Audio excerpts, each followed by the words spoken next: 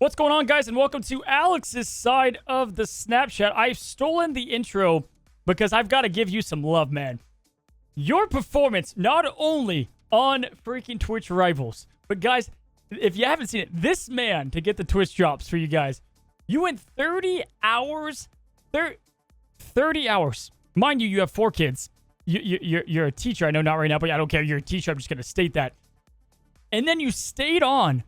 And my friend, you had 4 times the viewers as Ninja. You were battling for the championship in Twitch Rivals, man. I've had so much going on my side of my life right now, and I still was glued. Like I was a patron. I was like rooting for you in the Super Bowl, screaming of excitement. Alex, how does it feel, man? What a week for you, buddy. It was a completely out-of-body experience, right? Like, it was completely incredible. What really stood out to me was, like, the support of the people around me, watching the community, the comments, the tweets, everything about it, just the chat section. Like, people were so amped up, hyped up, cheering me on. It fueled me, right? I didn't eat that entire time. And like, I was so fixated on the game and the screen and everything. I was like in the mode. I've never been like that before. I wasn't even tired, Cozy. Like I think I ended at like 32 hours or something like that, 33 hours. And I could have kept going, but like people were like begging me to stop for my health. And I'm like, you know what? You guys are right. Also, I need to see my family. Dude, there's 2 takeaways I want to say. Number 1, I got a couple comments when I did the Conquerors and I wanted to feed them back to you. People were like, oh, damn. They're not just happy on the Snapchat or whatever. You were Alex all 32 hours. And that's what truly and I see that side of you all the time, right? But it was just like so heartwarming to see that like 28 hours. And I'm like, dude, he's still Alex. I also was like cracking up, bro. I was in the, I put this on a tweet. My son is going through a surgery. It's been actually a very, very tough week. I've had you on blast on my Samsung tablet. And I've got to tell you, dude, you were, no matter what hour I checked in, you were so pumped and happy. The fact that your wife, though, the only food she brought you, she got some toast, was a banana live in front of tens of thousands of people, was the funniest thing I've witnessed. A banana. Like, could you think of a worse food? Yeah, I told her, I'm like, I can't eat a banana in front of 15,000 people on the internet. Like, what are you doing? Like, do you understand how the internet works? Like, you can't, like, I can't just, like, it's just not, it's inedible. I can't do it. And yeah, she's like, why? Yeah, I'm like, what do you mean, why? Think about it for a second. Like, this is the internet we're talking about here. Clips get made here. I can't just smash a banana while streaming like on Twitch Rivals. Like, it just, so I chose not. I literally had a banana. I chose not to eat over the banana. Oh my gosh. Well, guys, if you haven't already, the Twitch drops are actually, I think it's the last day as this goes on. If you haven't, go check out Alex. He's streaming over on Twitch. And man, the variants are fire. But man, I said this at the Conquerors event. I remember getting some crap for it. I was like, Alex is a much better player than people think, and that he thinks for that matter. And like, it was so cool to see with no sleep, you were taking down some of the giants of Marvel Snap, right? It was such an incredible experience. And I think the thing that really stands out was like just how fun the games were too. Like I've gone back and I've watched them back, and they are some of the best spectator games I think I've ever seen. Like my match with Jeff was insane, like absolutely insane. Like he played so well, and like the maneuvering on both our parts to like for each individual cube, we were losing games. Like where like on aggregate, the point difference was 1 point. It was insane how like incredible the Snap games were. Like it was, I think from a spectator perspective, wild. Yeah, I want to say this. I think that Jeff game was so intense and so insane. The fact that it came down to like one cube, but also, yeah, the point differential. And I'll say at a glance, I do think you had the better deck. That doesn't diminish anything. But that was what was so crazy about it, is that it was able to be at the most hyper competitive. And listen, bro, you could have the best deck in the game against the worst deck. It doesn't really matter. At the end of the day, it's like the consistency behind it. The masterclass at play on both sides of like where, because Jeff is just such a phenomenal player of the sense of like, I'm going to play, I'm going to stack high in this lane. And then he had to play around your Kang, which was a whole nother thing, right? But then for you to be like, okay, where do I play She-Hulk? Where do I play Infinite? Dude, the whole thing was like on the edge of the seat. It was such a cool experience, man. And I'm a big Alex fan, man. I got my shirt coming in the mail, just like Canadian Pride. It's actually a big Canadian flag with your face on it. I hope that's okay. Yeah, that's perfect. Actually, and what you can do is have like that and then a cape that's actually the Canadian flag as well. Oh. And then I'm looking forward to seeing the tattoo of my face on your chest as well. The arms are bananas. Step. Yeah. Oh, it's sick. Well, guys, again, just an absolute legendary run. Had to had to tote your horn because I know you want to do it. You're too humble, buddy. And lastly, I want to say you're so humble, man. No matter how much you won and like how things went, like I don't know, man. I'm just a big Alex fan. Anyway, the bro love. We'll move on. Let's get to the first topic, buddy, which takes us to PC launch. The good, the bad, the ugly. We've been waiting. We've been talking about this for how long? Alex Coccia, it's arrived, buddy. Let's start with the good PC launch.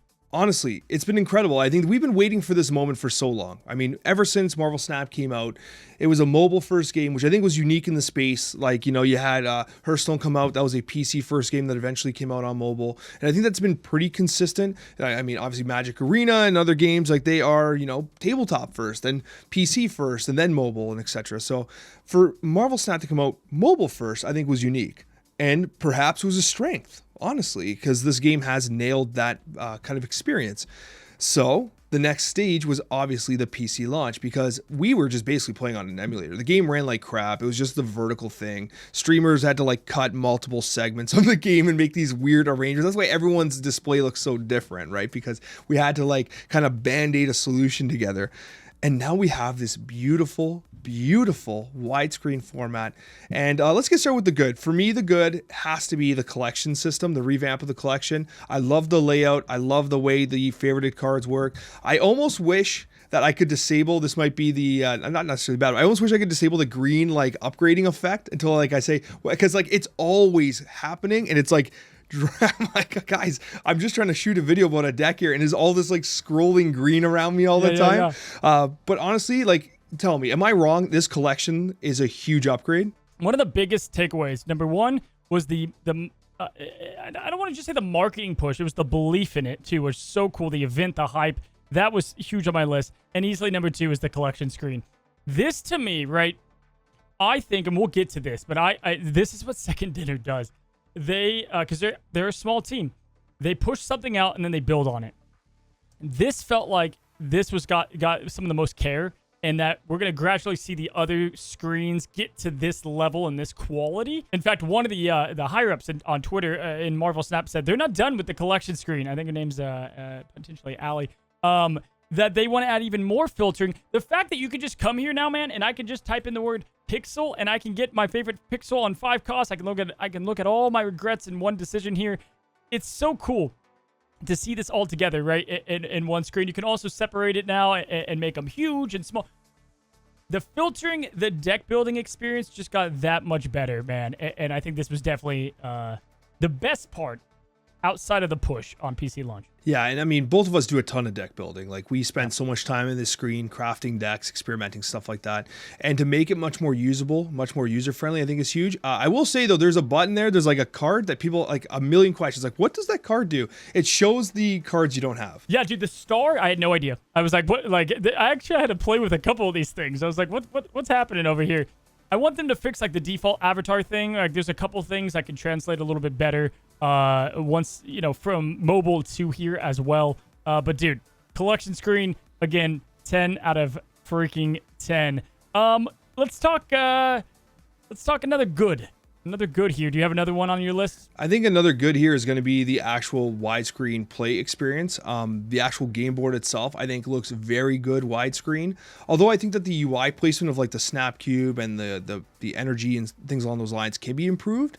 I think there's a better UI ultimately they'll fall on, but I think it's a really good first step. But seeing it play out full in widescreen, it just feels like so much added real estate that didn't exist before. It feels like, you know, when you're driving on a street and like the lanes are extra wide, or when you park at Costco and like you have that extra space between the each individual card. That's what it feels like. It feels more spacious. It feels more luxurious, and I'm all for it. Alex Coccia, the man that brings up comparing video games to Costco parking spots, is like, why? That just like defines you as a human being, and this is why I love you. I'll say this, yeah, it feels like going from like HD to 4K, and not as far as like the actual, like the way it is, the way it feels, the way that is presented, the refresh rate, things like that, so much more stable. Like, it just, the game feels better. It feels like I used to play when I first started only on my iPad Pro back in the day. Now I have a Samsung, but the refresh rate and the hertz on that were so good that I continued to only want to play on that. It just felt like a different snap, and now PC has kind of eclipsed that. I like that you said it. I actually have that on good and bad. It was the battle scene for the exact reasons, and I'll get to the negatives there. Yeah, looking at the variants, the launch event, the sorting, all that, very good. Now, that is where the good stops for me, and it's not that I'm not grateful for the client. I think that they're, they've already reached out for feedback. I know they're looking for that, so I think that's what I'm going to construct the bad and the ugly to be. In that sense, I think ugly may be a tough term, but I get it's it's just the name of the topic, I guess. Let's go to bad, and I'll translate into that battle screen, right? It's almost there. There's some wasted space. I think anytime, I think we've said this before, expectations create disappointment. I think expectations were maybe that on the quality of Hearthstone, and having like little Easter eggs, which don't, the more I think about it, almost don't only even work all the time, because in Hearthstone you have like a lot of time in between your plays and you're waiting for your opponent to go, and so you're clicking on the sand, and Snap, it's so fast, but it would be nice to kind of fill the world around. I don't need a deck tracker. There's ones out there. But I want to see something like that, fill up the space. I want to see the cube and the energy be movable. I think, that would be a nice little touch. It's pretty good. It's close, but I think it's not quite there. I actually agree with you. It's a great first step. It looks way better than it ever has, right? And I feel like we're kind of like having that blessing of like, well, this looks way better than it was before. I actually really like it, but you can't help but feel like there's another step. There's another stage where it gets to that next level, and you've identified it, right? Like I remember during the Ungoro season with Hearthstone, you do the pattern on the drums, and it would make like the different board effects happen, stuff like that. Our board is very static, right? It has like some animations and stuff, but you can't really interact with it much unless there's some Easter egg we haven't figured out yet. Okay, everyone go out, try and figure out if we can interact with the board. By the way, let us know in the comments. But yeah, I think that like it's a great first step. But everything you just said, like, is right. Like, we need a little more, I think, ultimately. And there is a lot of wasted space. Like, even the way, like, the energy and the snap cube are kind of just floating up there. I think that they could be in a more, I don't want to say convenient, but I've accidentally snapped while trying to hit end turn, by the way, because like I've rolled my mouse over it.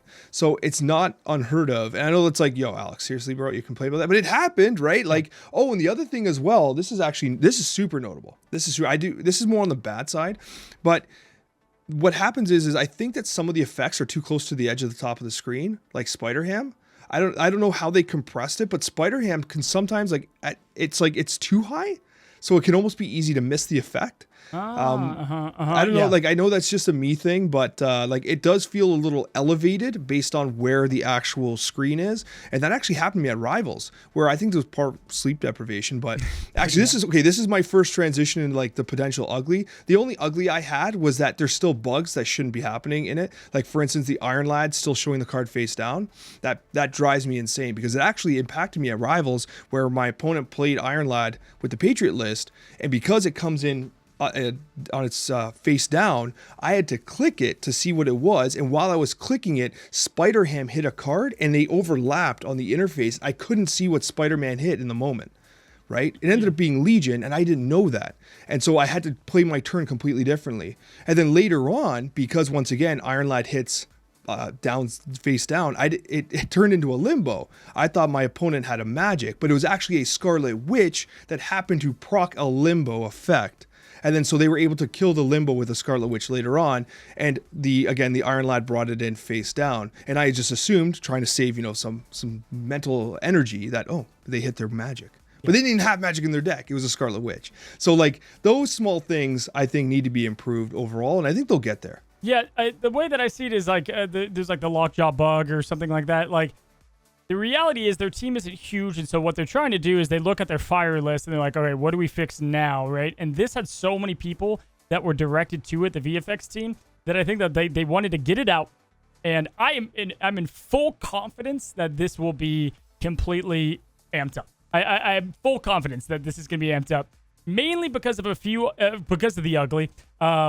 I give the whole thing a 10 out of 10. And again, I think if it's in the bad, it's because of the expectations maybe and the weight around it in some cases. I did forget in the good, I actually love the new collection screen, the collection level screen. It just looks much better than on your phone. Like, they have the spotlights to the left. It looks a little bit cleaner. the ugly. Actually, hold on. The main menu. I'm going to go there real quick. On the bad, I have the main menu. We're close. They did talk about having music per season, and that's going to create such a cool immersive experience of the season. Like, I cannot wait, man. However, their game modes is one of the biggest things to highlight, and they feel like an afterthought, just kind of under there, just like, oh, conquest and friendly battles. Whereas like the left and the right of the season and the news, where maybe that's where those could be, or maybe you have at least the news as that, and the news can be a tab. Like just the priority of the layout, right? But I think that's also going to get reconstructed a little bit. But that's a bad, not an ugly, but a bad for me. I was like, okay, maybe we can work on the main menu. Do you feel that way at all? I do, actually. I kept clicking, instead of clicking collection, I kept clicking conquest and confusing the two over and over again. That's just maybe because it was new. And also like there's often quests that are like hidden, like you don't see all your quests that are available and stuff like that. But again, this is a first time iteration. Yeah, like this is changes. the 1.0. Yep. And like it's funny, like in this conversation when I actually made my notes, when it's like good, bad, and ugly, I just wrote a bunch of goods and was like, what are the bad? I was like, what? I actually had to really think about what bad was. And I'm like, ugly. I'm like, there's nothing really ugly. And like I had to really reach, right? Like we're kind of reaching here. Like there's really no ugly in this. 2 weeks ago, we had, listen, for those on the good old Reddit train, like 2 weeks ago, we had a whole, like, this is what we want changed on the game. We went to town there. We definitely, like, I think we're pretty vocal now on what we want changed. I had to figure out the topic name, and that's why I did good, bad, ugly. It's not really that. It's probably like what I like the most, what's good, not great, and then what needs to be improved significantly or disappointed me. I guess that's like the way that I would say the new title. With that, I think it's quite obvious what I would put as an ugly here, and that's got to be the amount of things that were clearly ported just from mobile with a wider screen. And mainly Conquest. I was actually like, what? The Conquest screen is just like a portrait mode and then nothing. And that was like, oh, that was a bummer. I'm pretty confident that they're going to change that. I would hope they will. I think like slowly but surely. Even the shop, right? Did that take you by surprise? I was a little surprised by that, yeah? Yeah, actually, now that you mentioned it, and even like Conquest kicking you back out to the main menu kind of confuses me a bit. I'm like, what just happened? What did I play? Was that a ranked match? Like, what's that? Like, it's just bizarre how it works.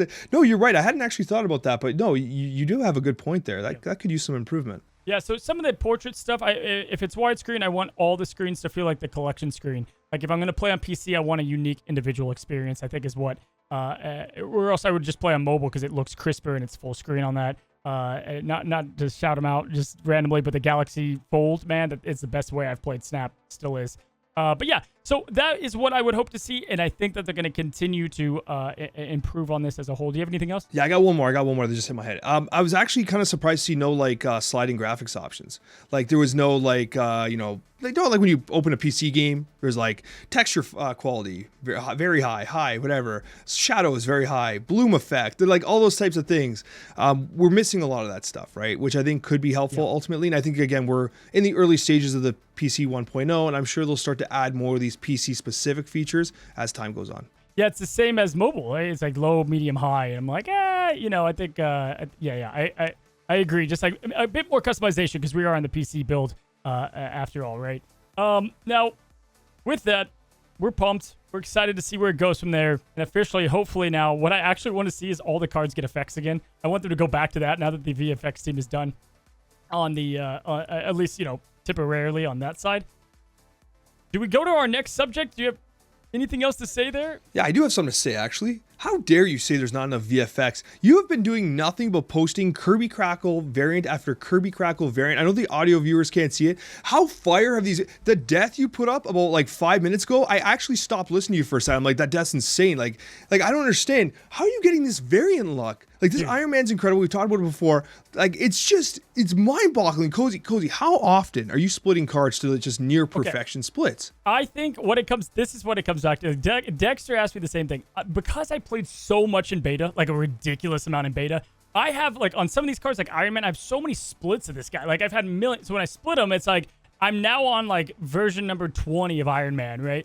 So I do have a lot of like Morbius too. I just had the gold Morbius up. Dude, I have like, I don't know, I got a 12 plus of Morbius, right? So that's what helps me, but my gold luck is insane. It is I'm a lucky man. I'm a lucky man. I'll say that. Like, dude, I just got this they had the anime bundle up here, and this is another one. I get it, guys. You know, roast me. I should have waited for the Snapchat here. This storm, dude, is remarkable. Oh, buddy, I could actually compete with that. I have a gold storm as well, and then I got a inked Kirby Crackle storm as well. So, because I had like 900 boosters. Yeah. So I just kept splitting it. I just kept splitting it over and over again, and I got a gold, and I held it at the gold border like you have right now, and I'm like, you know what? It's storm. It's storm. I think the infinity border might look okay. I'll send you a screenshot just so you know, just in case. Yeah, it ended up looking pretty good because I know like I almost never upgrade my gold cards past the gold border. Yeah. And then I got the infinity split with the black crackle, so it was pretty cool. I wish you could get like a golden flooding or whatever it would go with the locations, idea, right? All right, well, let's go to our next subject, man. It broke down for a good chunk of time. The PC launch, fire. If anyone from Second Day News listening, great stuff. It definitely delivered, and the hype around it, 250,000 people. Can't complain. Insane. The absolutely colossally insane. Biggest sleepers at every cost. Now, I'm going to spoil Alex's 5 cost, but the reason why we're doing this is because this man picked Kang a couple of weeks ago as one of his favorite cards this season, and I had my mouth wide open. If Alex was eating a banana on stream, I had the same face. I was just like, what's happening here? And you won up to the semi-championship. I will stand by. I think that's the deck. I have gone against that deck, dude. Kang in that deck is filthy, and that's what sparked this conversation, man. We'll talk about it more when we get to 5. Let's start with the 1 cost, Alex. Hit me with your sleeper at 1 cost. So this is a card that I think is being completely underappreciated in Marvel Snap, and a lot of people ask me like, hey, what do I replace this 1 cost? Like, well, I don't have Kitty Pryde, or I don't have, like, people ask me, and I'm like, guys, are we forgetting that Iceman exists? Like, I cannot believe Iceman is not seeing the play that it deserves. This card is completely cracked. Like, we're in a combo-centric meta right now. Yep. Iceman hits a piece that your opponent needs. If it hits MODOK, like, what do they do? Like, it's crazy how good this card is, and it's kind of fallen off. And I listen, I'm not saying I want to see Iceman in every deck again, because, like, that's also pretty annoying. But this card, honestly, is way better than people give it credit for right now. It's funny because I actually had Iceman / Echo. I had Iceman, and it came, you know what it was? Was the brief time that Spider-Ham was such a better play, pushed him down, and people forgot. Iceman's insane. He's still great. He's incredible in combo and curve. If we would have said Iceman was a slept-on card, people would have been like, dude, why don't you just say, like, you know, American Chavez is like the best cards in the game. But he has been lately, and I agree. Echo, this does line up with my my favorite card. Echo's not for everybody. I think the thing about her, what I like playing her the most in, is first of all, people just forget about her. I've gotten a stupid amount of cubes from people playing their cards on the lane.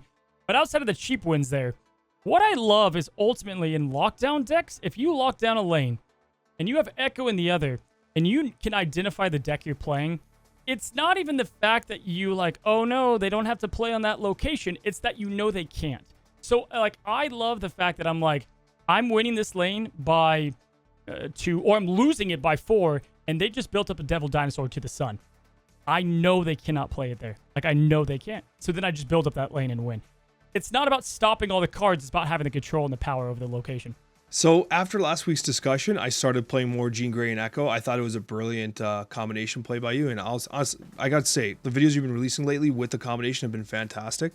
And I actually became a believer in Echo, but it still sometimes feels like a dead card. Like sometimes it feels like you have matchups where you're like, well, they're playing Destroy. Or even then, like obviously you have Null, but they just don't play their Null there, right? And then there's some matchups that's just like they're playing Bounce. You're like, okay, what's my Echo doing? I think Glenn actually did answer before that the hardest card to ever balance was Echo. I'm pretty sure that's what he said. Yeah. And I get it, because you can't. It can't be like Iceman where you can play him at any time. He feels like a dead card, except on turn 6. Echo needs to have a time and a place like every card where she's not great, right? And the Killmongers exist, so that is there too. But you have to have her in the armor lane. She's even better now because there's armors everywhere because of Destroy being so hot. I love it. I think she slept on for sure.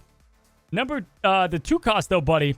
Who do you have at 2 cost? So at 2 cost, I mean, this is where I think I get a bit of a spicy pick, and I'll accept the roasting. But this is like, I don't want to say it's a sleeper, but like this might be very underappreciated. I'm gonna say Sentinel. because I feel like so many people try to figure out ways to take Sentinel out of their deck. And I'm like, why? Yeah. Why are you taking Sentinel? Like, why are you playing C3 and taking Sentinel? Like, why are you playing whatever deck you're playing and taking Sentinel? Why did you cut Sentinel from your Devil Dinosaur deck, right? And you don't even have Mirage or whatever. It's like, no, this card is good. And I think people see Sentinel as like this beginner card that they can just get rid of eventually. But I'm like, guys, this is a good card. And you can often prioritize playing Sentinel on 2 when you have a hand that you know, okay, well, I get to play Sentinel and plus 1/2 on 2 is on 4, sorry. So like, I think this card is honestly underappreciated in Marvel Snap. I think it's being slept on how valuable the effect actually is. And so this is my pick, and I have a special mention of Spider-Ham too, because I do think Spider-Ham is not as sleeper. I think it is kind of well known as being a good card. I think that its move from 1 power to 2 power did hurt it, and it took it out of a lot of people's decks. But in Conquest, it still slaps. But ultimately, I do think that Sentinel needs more respect than it gets. Yeah, for Sentinel, I think it's funny. In Sarah Control, I see him replaced a ton. But the thing is, the reason why even the base pool 3 list slaps is that the Nova combo to push all that power at the end works because you have Sentinels all over. Like, you want more cards out there. Mysterio does do it a tad better because of the cheap cost, but you're having 2 3s on the board, making them 2 4s. 100% agree there. I did mine the exact same. I layered mine out where I've got one where it's like, this is my pick, and I have kind of an honorable. Scarlet Witch, man, right now in the Legion meta, in the Control meta, where we're at in Limbo, the 3, listen, Legion is cracked because of location variance and change. Scarlet Witch does that not the exact thing, but she does an effect like it, and people have gotten more comfortable of why saving space there to change the location, to take away the Nidavellir is so important. And so I do have Scarlet Witch. Heck, you just talked about her. One of the reasons why it did end up resulting in a surprising shock. I know that Iron Lad was, in that, but Scarlet Witch definitely is my sleeper. However, I didn't want to pick 2 new cards, but Mirage is beyond disrespected. I have seen Mirage on tier list and whatnot. I put her in as many decks as I can that makes sense with her. She's awesome, dude. I love the card. I've been playing more Mirage lately, especially with the weekend mission, which was the Devil Dinosaur one. I'm like, hey, that's a great weekend mission for me. I'm a huge Devil Dinosaur enjoyer, so I was like playing a lot of Mirage. I'm like, man, it does feel really good to pull their Brood with a +2, like, you know what I mean? Like, filthy, it's just so cracked. It's great. Like, it is a good card for sure. And I've kind of fallen in love with playing it early. Like, I kind of had this idea of like, oh, if I play it on turn 5, I could copy their death or whatever, which is still good if you're against a destroy player, but still just playing it on 2 and just picking up their turn 3 or 4 play with huge value. I think it's just great. It's a fantastic card. I love the pick, and I mean, maybe you're right. Maybe it is one of the most slept on cards, but I think also less people have it, right? Like, it is. People don't have it a lot, which is why. Listen, I couldn't go to Echo to Mirage and then to Jean Grey, so I don't have Jean Grey on 3. I don't. I should, but I don't. But I actually have Lockjaw as my sleeper in the 3 cost. Once was just a god of snap over here. Finally on the rise again a little bit in these high Evo Lockjaw decks and or Janejaw. I just don't see the respect for the good dog anymore. And I think that deck is so much better than people are giving it credit for. And it's working in the meta at the moment because of just pure power and what it can pump out in Reliance. Every time I look at like meta stats and I look at high Evo and high Evo Lockjaw and just Janejaw, everything about Lockjaw, it is so high win rate compared to some of the other decks that are more popular. It's really kind of mind-boggling. It's like the High Evolutionary, you took off 1 proc off Wasp, and everyone's like, oh, Lockjaw's dead. They just move. I'm like, no, it's not. Like, listen, the double proc on Wasp was insane. It's still good. It's still a 1-0, a 0-1 or whatever that you play into the Lockjaw, and you're pulling like big chunky Giganto out or whatever it is, or Vision, which has got buffed too, right? So It's like, it's pulling like absolute Chad cards out. Like, you know what?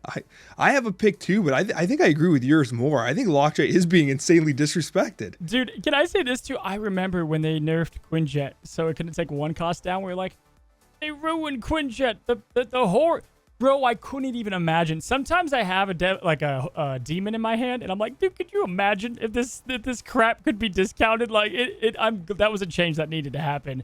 I actually think Glenn said that Thanos Lockjaw with the Quinjet was the best a deck ever was in Snap. It's funny because when you were talking about people crying over Quinjet, I mean, I literally almost broke tears when Quinjet got changed.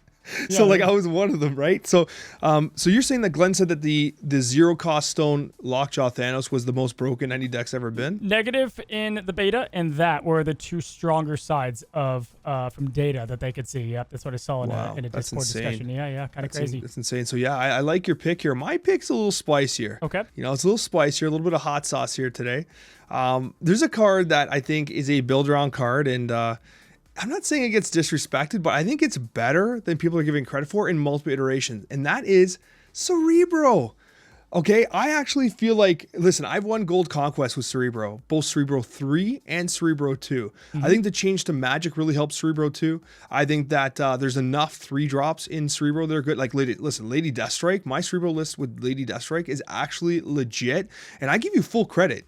I got the idea from you. You actually said, hey, Cerebro probably works with Lady Deathstrike. And I was like, I didn't even think of that. And what I did was I'm actually gonna make the list. And I did. And I'm like, this actually works. Coccia was right. This is a great list, right? So like I actually think the Cerebro is, I don't want to say competitive. Like you're not gonna see Cerebro in a tournament, right? Like it won't happen. But at the same time, I think the Cerebro archetype is getting better. And every single time a new card gets added to Marvel Snap, every single card could potentially be another card for Cerebro. We joke about how with Silver Surfer, every 3-drop is a potential Silver Surfer card, but every card in Marvel Snap is a potential Cerebro card. Great point, and I was actually going to bring him up when we were talking about Alioth, right? C5 is competitive. C5 does work competitive for Cerebro terms. Alioth is also going to be a 5, and he fits into that slot and also counters and then gets the boost up, right? So it's like, you're right. It's funny. Live by the sword, die by the sword. Cerebro, every new card synergizes with them. Every OTA hurts them. So it's like this weird, you have to be very flexible when playing with Cerebro, but he's having more and more play. I like the pick, dude. That was a good one. Forecast, I'm going to allow you to kick it off, sir. For me, at 4 cost, one of the sleeper picks of this month is Moon Girl. Now, Moon Girl, I've been sliding into so many different decks for a variety of different reasons, right? First of all, I've been playing a lot of She-Not. I do think that She-Not is one of the best decks in the current meta if you're trying to rank up, get to Infinite, or push yourself in Conquest, because it naturally just works well with the armor, the Cosmo, and that general playstyle. But most importantly, what Moon Girl allows you to do, Moon Girl allows you to get multiple She-Hulks. For instance, you can play for free on turn 7, which can be absolutely immense. You also have Moon Girl that works wonderfully in Devil Dinosaur decks, because obviously you're able to replicate Devil Dinosaur while ultimately filling your hand. Like if the Devil Dinosaur is on the left side of your hand and you replicate your hand, then you have 2 Devil Dinosaurs and a stacked hand, right? Which is absolutely fantastic. So Moon Girl is one of those cards I think is kind of being slept on right now, simply because it can be a little unwieldy and encumbersome to play, because like, you know, you got to count your hand, make sure you don't overfill and stuff your draw and stuff like that. But ultimately, I do think that Moon Girl is a really interesting card in Snap right now. Yeah, I agree with what you said, buddy. I think Moon Girl, the thing that's cool is I'm always thinking, like, can I fit her in the deck, right? Like, when I was thinking about even what card was coming out. I'm going to lose it. But Dawkins, you could say Dawkins as early as him, where it's like, okay, the double the shards, that could be kind of cool. You know what it was? It's Silver Samurai. Do I go for 2 statures, right? Like, can I make her work, but does she have that synergy? Moon Girl's a fun pick that I do think slept on. And this variant, I finally have one that I'm, like, excited about with her, and it was given on Twitch drops. Super Scroll is going to be mine, and I know it's crazy, but I think the best time it's a take. I think he's slept on because that's when he's best, right? If you look at the ongoing cards right now, obviously we have a lot of great ones out there, and Super Scroll does that and just does it better. So, like, you know, we got the Patriot list. That's crazy with the boosted brutes. Listen, if you can take their Patriot, you're going to win the mirror match, right?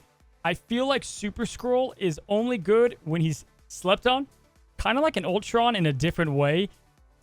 I'm not even playing him that much. I'm just trying to get the word out there that if you see ongoing continue to rise, that's when he works best. Be the first one to play him, not us to be like, how did we miss that? It's been months now. Super Scroll's great. Play him when people aren't, which is why I like him. And I think a lot of forecasts right now are in a good spot. And so I felt like he was more of the slept-on area, even though I can always give it to Jessica Jones because I kind of like her as a card. But yeah. We were in the Conquerors event, and a lot of people were playing that Darkhawk style deck. The way to beat them faster was to tech in Super Scroll. right? Easily. It's like I just teched it in, so I'm like, whoa, you just lose now because I have Super Scroll and you don't, and now like you just can't do anything. Yep. So you're right. I wonder if that card really shines in like more competitive formats as opposed to like just ladder, right? Or even Conquest. I wonder, maybe Super Scroll is really being slept on because thinking back to Conquest, the Conquerors event, sorry, it really did amplify my ability to win games quickly. And anytime Patriot's on top, which it is at the moment, it's in a good spot. Super Scroll's great, right? And then you also have the Dark Hawk and his free points. It's usually like an 8 at the worst. Blue Marvel is everywhere. Blue Marvel's in like every deck. And so yeah, I love him. I love him a lot more than I thought I would. And not to mention a null counter, dude. I just think he's a great card at the moment. 5-cost cards, man. I'm going to go. I think it's funny. My heart wants to say my girl. You know. The tough part about Arrow, even though I do love her right now, we're not exactly only on one big card finishers at the moment. We have combo decks going, which is why I've got Dr. Octopus as my most slept on 5-cost card. We are in the most combo heavy meta that we've been in a while. So many decks are trying to do combos, or they have like these big powerful finishes in Galactus and Null and Death.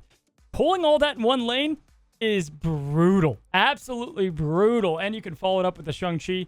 Dark Hawk always feels like a card I like to slot into a deck when I'm sick and tired of losing to combos, man. Because this is the fastest, surefire way to mess it up. You have 10 power to boot. Yeah, he's guaranteed to die by their Shang-Chi that you naturally pull. But then it sets you up for later turns. We're seeing Limbos, which is fine because then you can get that going. The Limbo deck with She-Hulk and Infinite is so damn annoying, man. It's so hard to beat it on priority. Pull them all out there. Get them to play it early and then destroy it later. That's what I like doing. You know what? This is a momentous Snapchat. Usually it's me showing up with these insane hot takes all the time, and now Cozy's coming with the hot takes. And what blows me away about this, if we circle back like 3 months, you were talking about how Doc Ock was the most hated card in Snap because of the Galactus interaction. I hate him. Like you were actually getting mad I hate him. about Doc Ock. Screw this card. And now here you are. I hate him. No, I hate him. There's no... listen, make your enemies... become best friends with your enemies. You know what I mean? Keep them close. Keep an eye on them. That's what I'm doing. All right? I hate him. I'm just saying he slept on. That's funny, man. I would never have predicted you saying Doc Ock. Like, that's nuts. Almost as insane as me last week talking up Kang and then being like, guys, Kang is being slept on. And Cozy's like, no, Alex. Kang's not being slept on. You suck. It's like, listen, it was crazy because I get it, okay? Kang on paper, probably not the best ladder card, and I do think from a value perspective, can actually see some improvement. But what I will tell you is this. When cubes matter most and everything's on the line, like a competitive tournament, like with the Twitch Rivals experience I had, this Kang card honestly won me more games than I could possibly have imagined. More individual cubes than I could have imagined. And I remember talking to my chat and being like, guys, listen, like that's another Kang Snap cube win right there. And I'm playing against the best players in the world right now. It's just, if you really consider how much value you're getting from a 2-cube retreat from a Kang Snap in a semi-final for Twitch Rivals, like that is immense. This card carried its weight so much. And if anything, I do hope that people start to see the value that Kang could potentially provide in competitive scenarios. But I have a big caveat here. I still go back to my first thing that I said when Kang was first announced. I'm not convinced it's good for Snap because it does bring the game down to a complete crawl. It slows the game down in a very deliberate way. But I love the mind game side of it. I love the fact that does your opponent play the exact same hand? Do they change it? Or if they know I have Kang, but what if I just don't play Kang? Are they going to play suboptimally to play around my Kang on turn 5 or 6? And then I just hit him with my combo anyway and they just lose the game? It's crazy what this card does, but at the same time, its effect is so polarizing that I'm at odds with myself sometimes, Cozy. So it can definitely, dude, you were right. Definitely in that deck too, it just works out so damn good. It allows you to sometimes beat players that are better than you just because you're seeing what their turn is, right? I've lost to it in Conquest. I'm like, I could have beaten that, but I outthought myself here. You know what I mean? The cheap Snap cubes are great. What I'll say too is it does depend on the meta. If it's just big, giant cards, it's tough to win. But in a combo deck and or destroy, where destroy is like, do they've got the death? Do they have the, what are they going to play in conjunction with the Deadpool? Are they going to eat the Nimrods? Are they going to Galactus? Whatever it might be, this is where he's working out so good right now. Because you get the ace in the hole. You get to see what they have, and then you can simply change it up. Dude, hey, Congrats, buddy. Congrats. He definitely showed up big for you in the Twitch rivals. We'll end it on 6 cost, man. Listen, I didn't want to pick obvious. For me, sleeper means like in fantasy football, I just did a draft. Sleeper is someone that no one's it's someone who's flying under the radar. So listen, all these 6 costs, they're gonna have a place in a lot of decks, I would say. Ultron was close. I thought you were gonna pick him, so I was gonna let you pick him. I went with Leader. It's funny because I don't even know if this is the meta that he's being slept on because there's combo decks going out at the moment. But what I will say is, dude, Leader is great. It just needs to be big card ending finishes. When Arrow is good, Leader is good. When you've got like these Brood decks and they're finishing off with a Patriot Surfer, it doesn't do you a lot of good. However, I think Leader as a card, just keep your eye on him. He's the 6 cost out of all the 6 costs that I'm like, he's not getting enough love out there. He's definitely the most surprisey of the cards. Like we talk about surprise cards, he is, I think, the 6 cost surprise card. Like mine, I'm going to talk about soon comes close, but I think Leader right now is the ultimate surprise card on turn 6. No one expects it. And you're still capturing their highest power card, right? Like it's still their highest power card, not their last played card like Arrow or anything like that. So you are guaranteeing that you're getting the chunkiest of their plays. But yeah, man, no one expects Leader right now. And I've even played like Leader with Odin, but then that becomes a little more obvious. Where I like him the most, like where I've been playing him the most, and if you want to play Leader, this is what I recommend, is you play him in a Destroy deck or the She-Hulk deck, because playing him alongside a potential free Death or a free She-Hulk is what's crazy. Because then you're playing Leader, you're playing 14 power or 11 power, and then you're copying their best card.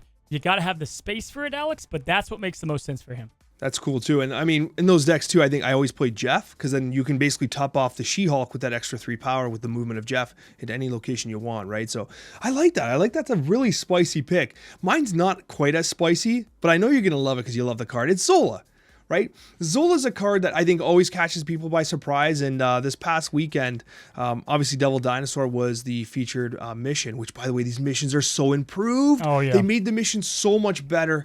Oh my gosh, when I saw those missions, I actually started like tearing up a little bit with pride. I was like, this is exactly what we needed. Just better rewards, less intense requirements. And I said, hey, win games with Devil Dinosaur, no problem. I'm going to drop Zola on that Devil Dinosaur because ain't nobody expecting Arnim Zola when I play Devil Dinosaur. And it's great. Arnim Zola always catches people by surprise, especially outside of traditional Destroy decks. Yes, naturally, you have the Venom plays, which are great. But honestly, Zola Dinosaur, Zola, even Ronin to some extent, which I was experimenting with. Dino's better, just saying that. But I do think that Zola is a surprising card that people don't often respect. And I think it's being slept on. It's an extremely powerful effect. It can access multiple locations that you might not be able to play into. And honestly, it's one of those cards that steals 8 cubes in Conquest. Yep, dude, always been a Zola fan. Agree. I'll never disagree with that take, buddy. Dude, Zola, he may not be the archetype defining card, but he's very, very good, which does take us to our last subject, and that is the MVPs, the Archetype MVPs. I've got a list here: Destroy, Discard, On Reveal, Ongoing, and even Patriot. I wanted to sneak that in there. Who are your MVPs in those lists? What is the one card that you think carries the Archetype? Let's start with Destroy, because we're in that. I'm going to go and sort here. We're in Destroy. Let's get away from this. Here we go. Alex, what is your MVP for Destroy? So I'm gonna hit you with a bit of a curveball because I kind of cheat a little bit. I have a name and then but also, because I do think that there's like the fun card that I knew it. You're like, come on, Alex. Okay, here's an example for Destroy. The true Archetype MVP. It's Venom. Yeah, what's the one? Yeah, this is the one you submit on your ticket. Like this is it. It's Venom? It's Venom. You pick Venom, but it's also Nimrod. Like, it's kind of like, it's Venom. Venom's really the card that holds the whole archetype together, in my opinion. But Nimrod right now, in terms of a meta relevance perspective, it's just so good. I can't even believe the words are coming out of my mouth that Nimrod is so good. Nimrod is the way I play Destroy right now. I can't get enough of it. Whether it's Nimrod Destroyer, Nimrod Shuri Destroyer, it doesn't matter. I love seeing the whoop, whoop, whoop all over the place. It just makes me so happy. So yeah, it's Venom, but it's also just Nimrod. For me, yeah, Venom was on mine. Mine was, the other one was Killmonger because the Presence Vex 23 now. I just think that he's just continuing to play more of an importance. Venom is my MVP. Couldn't agree more. Because you look at him in Carnage and you're like, who plays the bigger role there, getting the main chunk? Obviously, Alex doesn't think Carnage Gonna have to keep on convincing the man. Somehow I left out Move on my list, buddy, but I can think of one easily on the fly here. Who right now is your MVP for the Move archetype? For Move, it's Captain Marvel, but also Jeff. Who's on the Jeff's not ticket? really a move card, but like, come on, it's Jeff. It's Jeff. He's How a can move you card. not talk about Jeff? But it's Cap Marvel for me. Look at this absolute fire split again. The anime into the ink sick, right? with these the stars, absolutely beautiful. Cozy, always on top of things with the variants. Yeah, Captain Marvel for me is the king of move, queen of move, I should say. It's just because like you never had like. The math, everything about Captain Marvel, it's just, it throws everything out the window on turn 6. You're like, well, she can move there, she can move here, maybe she doesn't move there. She calculates Kraven. I played Captain Marvel first, so I'm going first. Then, like, it's just wild how Captain Marvel interacts with Marvel Snap. I think it's the king of move right now. Yeah, so it's like this card or that card type of thing. I'm going to go with Kraven at this meta. I think he's the MVP for this meta because you have the Kraven down, your Marvel's now the 4/7. The continuer build. There are times when you move things around and you get like just all of a sudden a 2/8 Kraven for doing nothing. He to me is like the Morbius of move now, and he just feels so damn good outside of the initial turn of getting him down there. Sometimes you're like, damn, all I did was get Kraven. I'm out priority for a while. But I love Kraven. In this meta, I've got him as my MVP, but I get the Captain Marvel. Just such a damn good card at the moment. Discard, we already did our top 10 list on my side, Alex. Would you say MODOK or Morbius on the top? It's MODOK. It's MODOK. Yeah. Because like without MODOK, you're not even playing discard anymore. Like you can try to replace it with Hellcow, but it's like nah. Yeah. Also best variant, best pixel in the game. Beautiful. Yeah, MODOK, we set our points. I'll let that one slide just because that one was pretty easy to talk about. Ongoing is always difficult because of what the archetype represents, but who would you have as your ongoing MVP? I found this one to actually be the hardest. This was the one who was like, man, like you kind of want to say Onslaught because what it does for ongoing, like it just makes ongoing super ongoing, but it's not actually Onslaught. I think the MVP right now, despite the prevalence of Jeff Rooney, has to be Prof X. Dude. Right? Isn't it kind of Prof X? It has to be, right? Mine were, it's funny you say that. My two were, because Prof X, it's like, how is it not Prof X because of what is the meta right now? I had it. It was so close because Zombie was good, whatever. It was so close not to put Luke Cage just because of his variety and what he does and what the meta's at, and the spreading wide is so important. But ultimately, you can't even spread wide if Prof X is out there. So I did have Prof X too. I'm glad that you said that. I'm glad we agree. But dude, Blue Marvel, Iron Man, Devil Dinosaur. No, they're all good. They're all good. This was a tough one here as one representation. I do agree there though. Prof X he's so cracked. So many good ways to play him. What about on reveal? Before we do that, though, this is the first... I just realized while you're saying Prof X, I'm like, why does it sound so weird? It's because you always say Pro X. You always say Pro X. And I think I kind of sent you off by saying Prof X first. Is it Pro X or Prof X? What's the actual proper abbreviation? I think I Pro X the lane. Yeah, Prof X the lane. No, I don't know. I like them both. Tomato, tomato, maybe. Actually, it's tomato. But yes, I do. I like them both. But on reveal, I thought was more difficult. And then it became easy right now for me to pick. How about you? Was it difficult for you to pick this? No, this was the easiest for me. I was like, there's one card that really stole my heart. Okay. Do you want me to go first or you? I want you to go first. I wonder if we're picking the same card though. Like I'll tell you, mine is holding a guitar on your screen. Yeah. So Legion was the one I have the slash next to the name. So I have. Yeah. So for me, it's Legion. Yeah. Okay. Mine is Absorbing Man. I think he's busted at the moment. I think he's stupid good right now in Snap. Like, just stupid good in the game. But I respect the Legion pick. Yeah, no, I think you're actually right. I think it really is Absorbing Man, to be completely fair. Like, my heart speaks Legion, but my body says... Wait, did I get that backwards? It's my body says Legion, but my heart says... It's neck and neck. I'm not even sure. It's neck and neck. I'm a confused person right now. It's definitely Absorbing Man. It's probably the best on reveal card right now. Simply because, like, it's just so cracked in the Brood style kind of replication decks. Yeah. Every card you're able to copy with this guy now feels good. This is one of those you can take into a 4/4, and I don't know if that's how they're going to address the Brood stuff. And he's still he's great. He still does his job well. He was 4/3 forever. 4/5 just feels like a perfect. He just feels cracked at the moment. Forge and him together, insane. Brood and him, insane. Sinister. But yes, as far as like a game winner of cubes, Legion is filthy. Yeah, and it's the thing that really stands out for me for Legion is not only is it a massive effect in Conquest and regular ranked ladder, but like competitive lists are using Legion. You know what I mean? Like it is an absolute god tier card, and it's crazy because this might have been the biggest whiff on all of the spotlight caches. People were so low on Legion, and now here we are in a meta that where like Legion is being splashed into so many decks, and it's near impossible to sub out. Like, yeah, Leech is being used in some of the Sheenop based decks, but like it feels like it's such a unique card. I feel like he's both impossible to sub out and also very easy in the sense of like if you don't have Legion, you can play the list just fine. Like you can play the list and just have one other win condition in there, but man, does he do his job better than anyone, right? Like if you only have 1 5 cost, you can't sub him out because he's doing that job in that area. You know what I mean? But yes, also you don't have to have him. You just need that deck to perform more consistent. But dude, he's insane. You're right. He's probably the least necessary best card in Marvel Snap. Yeah, exactly. That's a good way to put it. But I thought, dude, between all 6 subjects, what a time. We had to give this so much time, this podcast, because of the week that we've had in Snap. It's only going up. I'm excited to see where it goes from here, buddy. And what an episode, huh?